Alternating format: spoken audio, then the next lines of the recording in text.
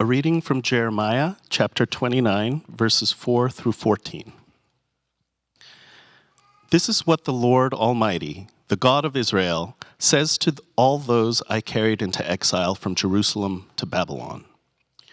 Build houses and settle down. Plant gardens and eat what they produce. Marry and have sons and daughters. Find wives for your sons and give your daughters in marriage so that they too may have sons and daughters. Increase in number there, do not decrease. Also, seek the peace and prosperity of the city to which I have carried you into exile. Pray to the Lord for it, because if it prospers, you too will prosper. Yes, this is what the Lord Almighty, the God of Israel, says. Do not let the prophets and diviners among you deceive you. Do not listen to the dreams you encourage them to have. They are prophesying lies to you in my name. I have not sent them, declares the Lord. This is what the Lord says. When 70 years are completed for Babylon, I will come to you and fulfill my good promise to bring you back to this place. For I know the plans I have for you, declares the Lord. Plans to prosper you and not to harm you. Plans to give you hope and a future. Then you will call on me and come and pray to me, and I will listen to you. You will seek me and find me when you seek me with all your heart. I will be found by you, declares the Lord, and will bring you back from captivity. I will gather you from all the nations and places where I have banished you, declares the Lord, and will bring you back to the place from which I have carried you into exile. The word of the Lord. Thanks. Well, last week we started a new sermon series because we're looking at sort of our DNA. What does it mean to be Redeemer Brooklyn? What kind of church and what kind of community we want to be? And it's just a good time to do that because it's been a year. More people have been added to the congregation. People are excited about building community, but it's really important that we get our vision right, our mission right, what it is and where it is that we are headed. And we've been saying over and over again, the kind of church that we want to be is one that is outward facing toward the city for the good of Brooklyn. And the reason why we've been highlighting that is because we've said that the gospel has this transformative power that doesn't just come into your own personal spiritual life, that Christianity is not just about your individual privatized faith, but the gospel moves outward from that into the renewal of all things. That means that there are implications of what Jesus has done on the cross, of what Jesus has done on the cross, and it goes out into every single area of our lives. And we are now, as a community, we're called to participate in that renewing work as agents of renewal on mission with Him. And that's what it means to live for the good of Brooklyn. And to help us to understand that in the context in which God has called us, we're actually looking at probably one of the most important and formative passages in Redeemer's entire history as we look at Jeremiah 29. This single passage, Jeremiah 29, has shaped the kind of a church that Redeemer has always been. And it's that same DNA that Redeemer Brooklyn, this new expression of that in a new time and place, that we're called to live out. And so it's really important for us to understand what Jeremiah 29 is teaching us, because it's going to really determine the kind of community that we're going to be. And in particular, this passage shows us the kind of posture that we are now to inhabit in a city like New York.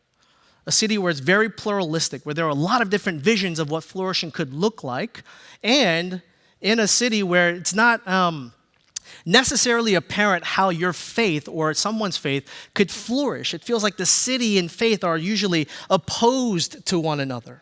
But Jeremiah 29 is going to give us a great way to understand that, of difficult life here in the city.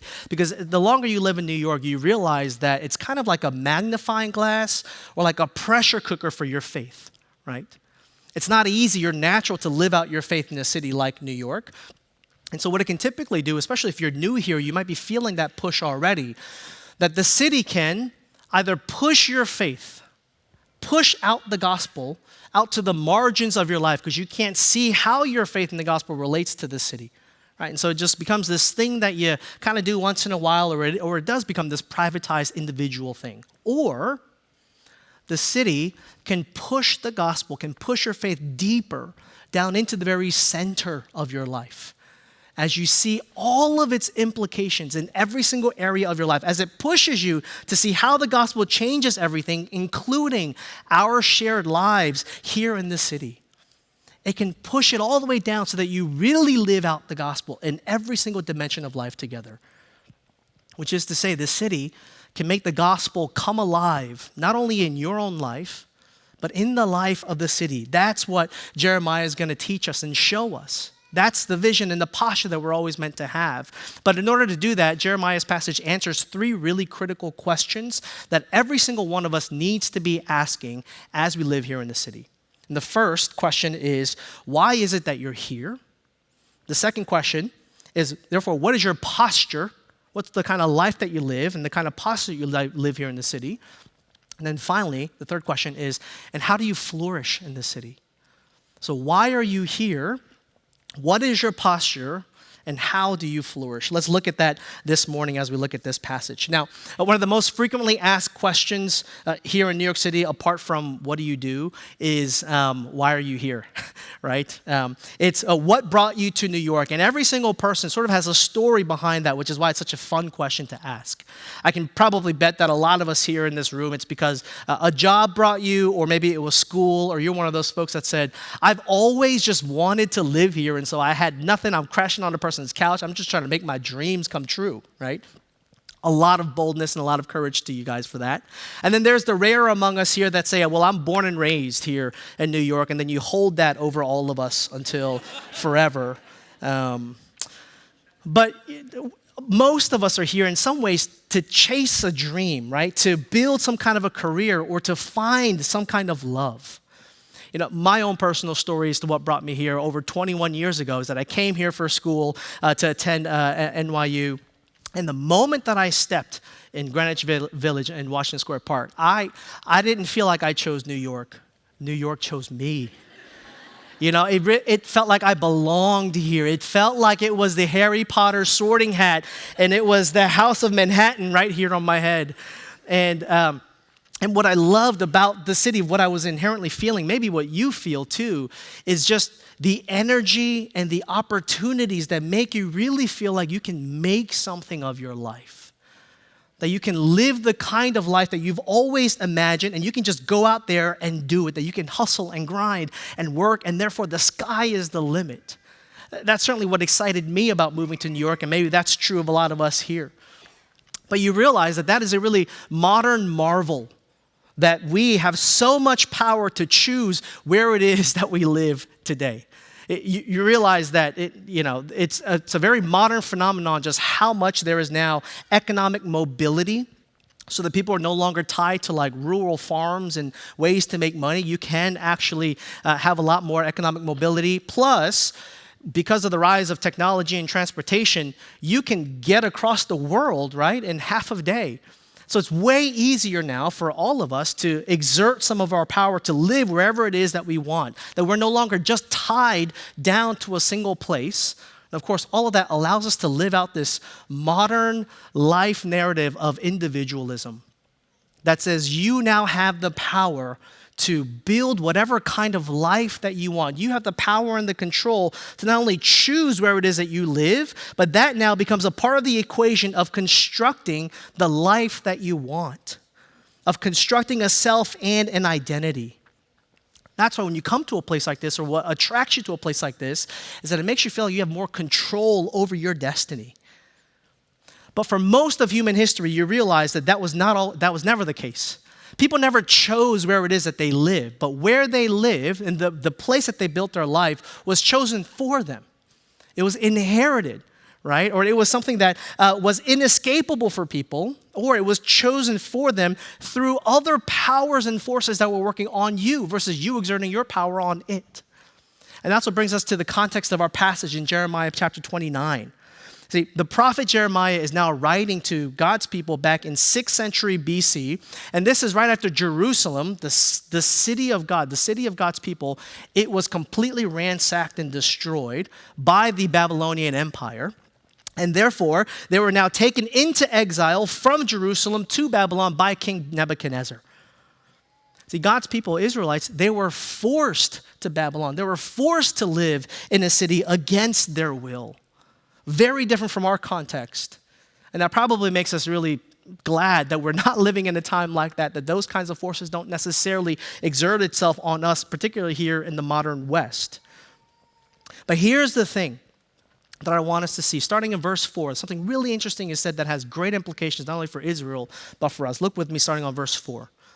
This is what the Lord Almighty, the God of Israel, says to all those I carried into exile from Jerusalem to Babylon.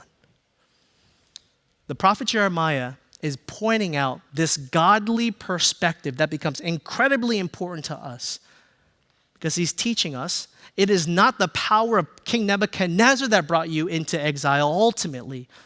Ultimately, God is saying, I am the one that carried you into exile. I brought you to the city in which now you live. And there are tremendous implications for us to understand about that. For Israel, the implications were this. When Jerusalem was ransacked and destroyed, God's people were losing hope. Maybe this king, maybe this kingdom was actually greater than and more powerful than Yahweh, our covenant God. And so it's easy for those people to lose hope, to feel like King Nebuchadnezzar has more power and control over the God that we follow. Maybe we followed the wrong God.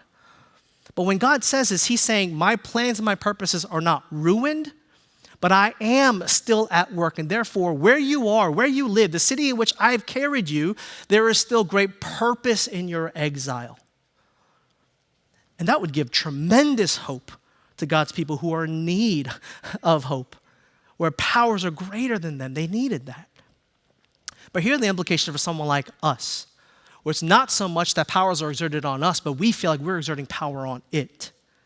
God is saying, as well as to us, as much as you think it was your plan and your purposes and your desires to construct a life that brought you to a city like this, ultimately, I am the one that carried you here. I am the reason why you live where you live. It is not by accident. It is not by happenstance. And it is not ultimately because of you wanting to control your own destiny. I carried you. I'm in control. Now, that's a narrative that a lot of us modern people will resist. Because again, the place that we live is such a critical part of us constructing our own lives and our own identities. We want to be in control. We don't want to give up control. But here's the thing. The older you get, the more life that you live, and I'm not claiming that I've lived a lot or that I'm a lot older, but the more that you do, a mark of maturity is recognizing how little control you actually have in life. That it was never really in your hands. And that's really important for us to internalize deeply as we live here in this city. Because here's the thing, you might come here with a lot of great hopes and a lot of great visions for your life of what you want to build. But life in the city gets hard. I don't know a single person that only just loves New York City. Everyone here both loves and hates New York City. Life here is really, really hard. Things don't go the way that you planned. Your life doesn't unfold the way that you just always imagined. And what happens when things don't go according to plan? If it was all up to you, what you would do is grow into complete despair. Say, oh my gosh, everything is ruined. I couldn't make it. I'm a failure. But when you realize it's actually God's hand that also brought you here, you have hope. You can endure hardship. You can endure things when things get hard. But here's the other implication of understanding that God is the one who has brought you into this city. And here's the great implication of that. It answers the question as to why are you here? Because if it was you that brought yourself here, your answer to that is simple. To live out my own agenda, to live the life that I want to live, to build the thing that I want to build. But if God's the one that brought you here, your answer to that same question changes dramatically. If God brought you here, now you have to ask why. Why is it? And it's no longer just about you living out your own agenda, but there is now a greater calling that you are to respond to that changes why and how you live in this city. It also now means that He is now a part of the equation and included in your decision making as to where you go or why you leave or why you stay. And that is a scary idea, again, for us modern people that want control in our own hands. But here's the second question that this passage answers, and that's our posture in the city. Because see, one of the biggest changes of understanding that God is the one that carried you here, one of the biggest changes is to your posture toward the city in which you live in now. And our passage highlights 3 different kinds of postures that you can have in this city. The first is the posture that the false prophets in our passage wanted Israel to have. In verses 8 and 9, it says, don't listen to these false prophets. I haven't sent them to you. Listen to me, Jeremiah. This is what the Lord says. Now, what was it that these false prophets were actually saying to God's people? They were saying back a couple of chapters earlier that, hey, this deportation to Babylon is only going to be about 2 years. God's going to come back in less than 2 years. He's going to destroy Babylon and bring you back to Jerusalem. And so what the false prophets were saying was to say, so therefore, don't move into Babylon. Stay on the other side of the rivers of Kibar. Don't move in. Don't go in. Stay detached from it. Don't make it a home. Don't love that city. They're saying, get what you want from it, use it, but then get out so that you can keep your spiritual identity as God's people and you won't be tainted. That's what the false prophets were saying. And I think there's a lot of commonality to a lot of common New York City narratives as to how we view the city and what our posture is toward the city. Most of us, if not all of us, move here because there's something that we want from it. There's a promise that the city holds out. It offers you something that you want, whether it's in your career or your relationships or the different kinds of experiences that you can have here and only here in this city. But once you get it, once you get the thing that you came for, whether it's love or money or whatever, well, then you leave. Which means the posture is, I only want to take what I can get from this city. I only want to take from it. And, maybe the reason why you moved to Brooklyn was because it just gave you more of what you wanted, right? Better value, more proximity, better things for my kids, a little bit more stability, whatever it is. But the moment that changes, I'm just going to take on, it's just a stopover until I get to the suburbs. Because it was not going to give me what I ultimately want. See, that was the posture of the false prophets. It was to say, stay separate from the city and just use it. Don't love it, but keep a level of disdain for it. This thinking that says, I can't wait to get out of here. I can't wait to finally just go back home where I'll really build a life. I just want to get the thing that I want, then I'm out. That's what the false prophet said. Then interestingly, the Babylonians, wanted you to love the city. They wanted you to love the city. The Babylonians were masters. They were excellent. They were experts at growing their power and influence over other nations. They had quickly realized that when they take over a nation, the best way to rule over them is not to cast them out because then they'd come back angrier. It wasn't to subjugate them down and just make them slaves because then there'd be more uprisings. So you know what they did in order to rule over them? A masterful strategy of assimilation. So what they would do is when they conquered a nation, they would take all of the different elites and the cultural leaders of that nation, they would bring them into Babylon and they would give them the greatest education, the best job opportunities. They would give them all the great benefits of living in the city. But what they said was, you get all of that, but now you got to love the city. You got to become just like us.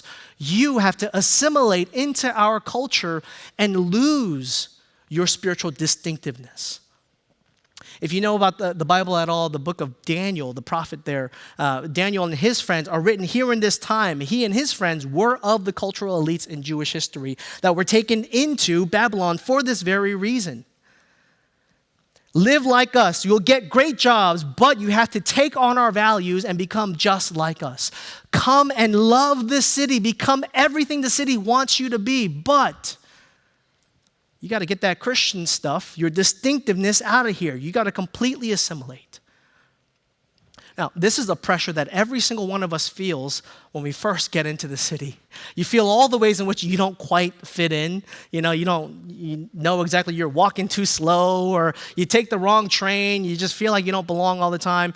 But New York City holds out this promise that if you have just enough grit, if you just stake it out long enough, if you pay your dues and earn it, then you will finally become a true New Yorker. Until the people who are born and raised are like, you're not a New Yorker. As long as you take on its values. Again, I've been here for 21 years. In a lot of ways, I can see how I, too, have assimilated into the narratives of the city. And maybe a lot of us who've lived here don't even realize how much we have assimilated into the cultural values of the city, losing some of our distinctiveness. What are some of the values of this city that don't align with God's values? Profit over people. To make work your main priority over everything else, because that's the thing that's going to make you great and successful. Right? That if you're really, really busy, then you must be important. That exhaustion is the way for you to earn and become a real New Yorker. Or for family life here, this sense that your kids are always just falling behind unless you do every single thing possible in order to get them into the best things, or else their life is going to be ruined.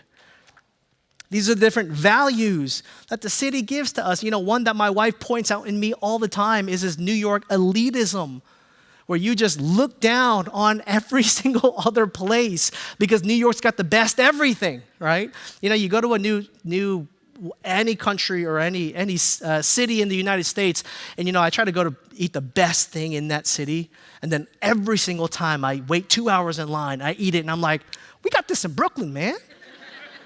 It's better in New York. No DoorDash will do this.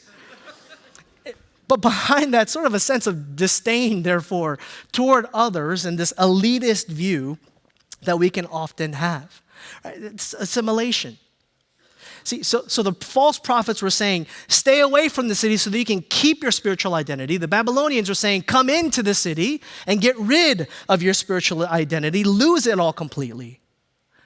And God says something so incredibly different in our passage. He says, don't compromise to pagan values and assimilate, but also don't use and exploit the city. There was an incredible thing that the prophet Jeremiah is saying, that God is saying through the prophet Jeremiah. Look with me, starting in verse 5. He says this, build houses and settle down, plant gardens and eat what they produce, marry and have sons and daughters, find wives for your sons and give your daughters in marriage, so that they too may have sons and daughters. Increase in number there, do not decrease.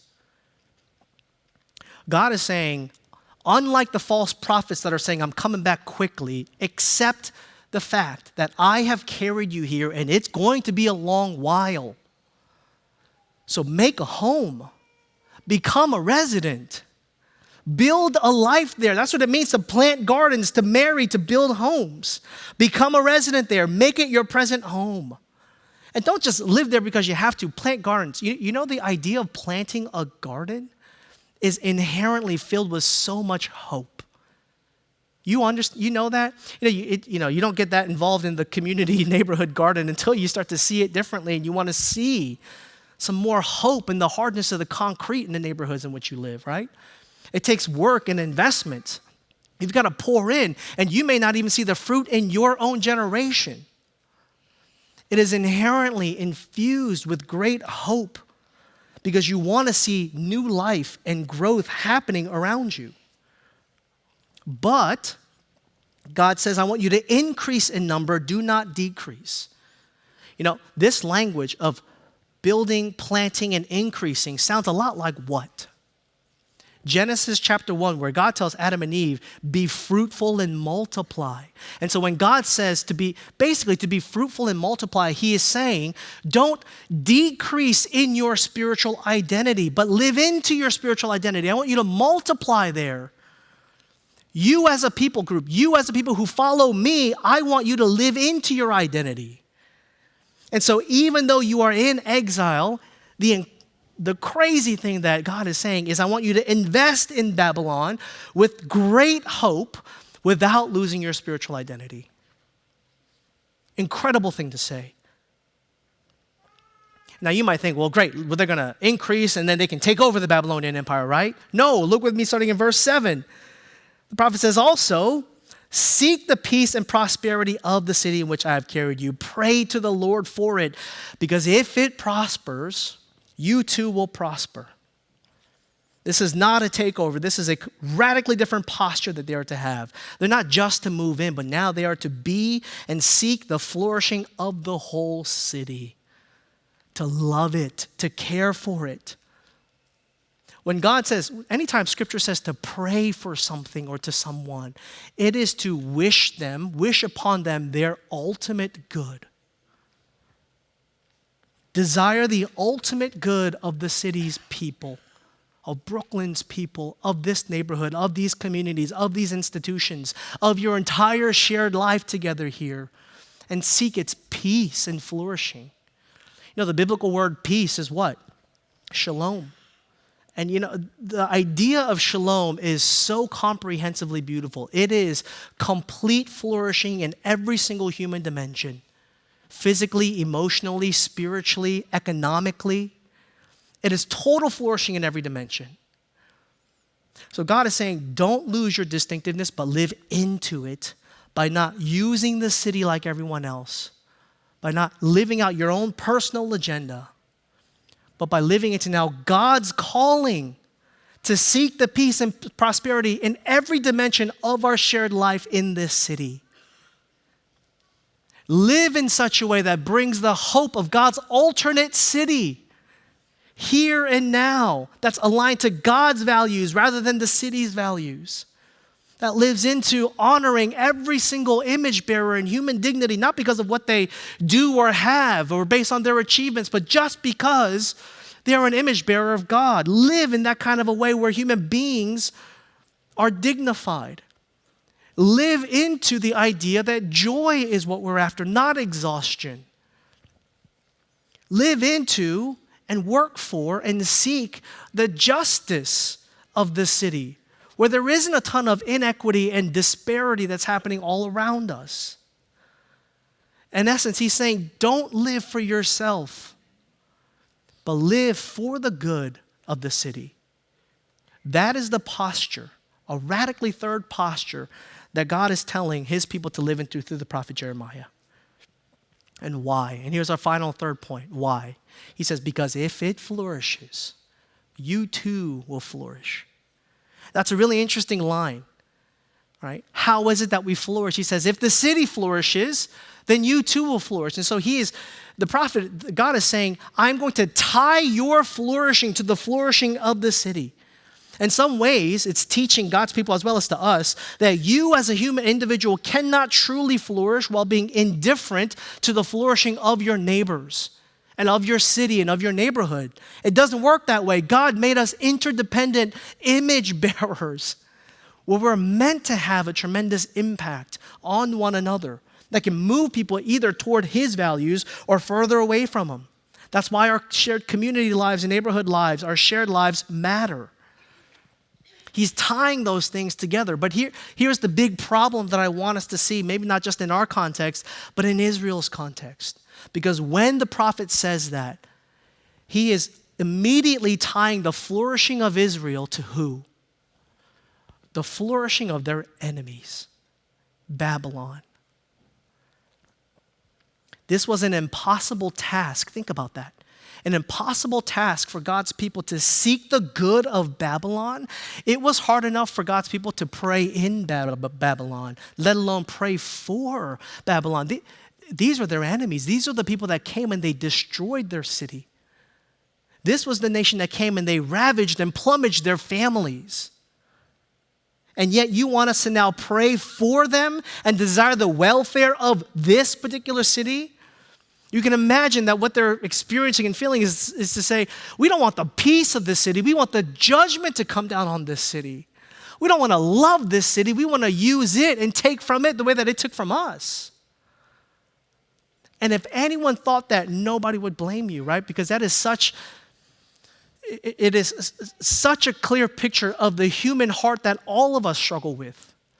This idea that says, why is it that I should ever care for or love or invest in or give myself to anything or anyone if it doesn't benefit me? And of course, that's the very value that our city lives into and every other city lives into. That's why things are broken here in this city. And it's also why it's unfathomable, therefore, for us as well as for them to think about the flourishing of their very enemies, the epitome of the people that they believed did not deserve to flourish. It was an impossible ask that you will flourish if they flourish. And Jeremiah knows that. God knows that and speaks that through the prophet Jeremiah that it is impossible. And therefore he does what? He gives God's people great hope, incredible hope. Look with me starting in verse 11.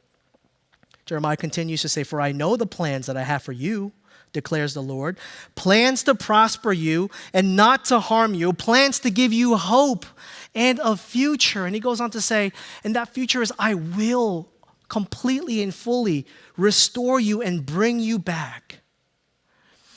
See, God knows through the prophet Jeremiah, he knows that the only way that Israel can live this way is if they themselves have an incredible hope of their own peace and flourishing rather than only experiencing what exile was to them.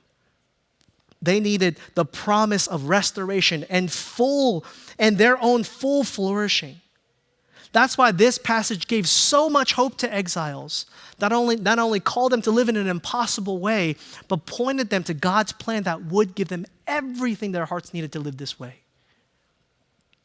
And how is it that God makes good on his promise here given in Jeremiah 29? It's because centuries later, to a New Testament people living in exile, now under the Roman Empire, Jesus says what? On the Sermon on the Mount, he says, love your enemies. Pray for those who persecute you. I want you to live now, not for yourself, but for the welfare and for the flourishing of other people. He says a very similar thing to what Jeremiah says, but what's radically different this time is that he doesn't just leave it at that with some hope that is going to come, but that hope now becomes real in what Jesus has done. Because after he says that, just a couple of years later, you know where he ends up? Jesus then goes to the cross and he dies this death, this horrific death, which is ultimate alienation, the complete judgment that every city of man living selfishly deserved. He gets cast out of being home as the ultimate exile on the cross. He doesn't flourish. Why? Romans 5 tells us, to show his great love for us, Christ died even while we were yet enemies of him. He reconciled us to himself. See, Jesus experiences ultimate non-flourishing so that you and I, who now look to him, can flourish, can have ultimate peace and reconciliation with God. See, this is an impossible thing to do, and that is why your own flourishing is tied to the very welfare of loving and serving others, particularly here in this city, because you cannot do it without seeing what Jesus has ultimately first done for you. That is where you get the power to live for the sake of another. Love across great difference. That kind of love is what's needed here in the city if we want to be a people like that. Because Jesus now gives you the power to love not just across difference, not just the people here in Babylon and here in New York City, but to even love your very enemies. Why? Because while you were once enemies and far away from him, he died for you. That for your ultimate flourishing, for you, to bring you home, to give you the hope of this promise deep into the center of your life, Jesus goes out and gives everything away, gives himself completely away. He leaves the city of God and comes here and gets crucified on a cross to die the death that he didn't deserve, but we did, to give us the life that only he deserved. Friends, once you have that, then once you have experienced the impossibility of shalom in your own heart by what Jesus has done for you, then you can go out and seek the shalom of the city. That's what sends us out. There is no amount of guilt and there is no amount of vision that we could possibly cast to get you to live this kind of a way. No, this kind of life comes and flows from you experiencing that kind of shalom and reconciling love in your own heart. And when you do, if we do, as a community, we will start to live seeking the good of Brooklyn, to not live for ourselves, but to go out into this neighborhood, into this borough, into this city, viewing it completely differently. And as we do, we will flourish because we will be living like Jesus. It will fill us with compassion as we see the people and its inhabitants completely differently, the way that God sees them, the way that Jesus sees them. It will fill us with so much humility, which is what we need in order to engage with such plurality and difference here in the city. Not looking to others with great disdain, but moving toward them in compassion and humility. And ultimately, it'll help us to live a life like Jesus, who came not to be served, but to serve, not to take from the city, but to give, to invest. And if we do, not only will we flourish, Brooklyn will flourish. This city will flourish. May it be so. Let me pray.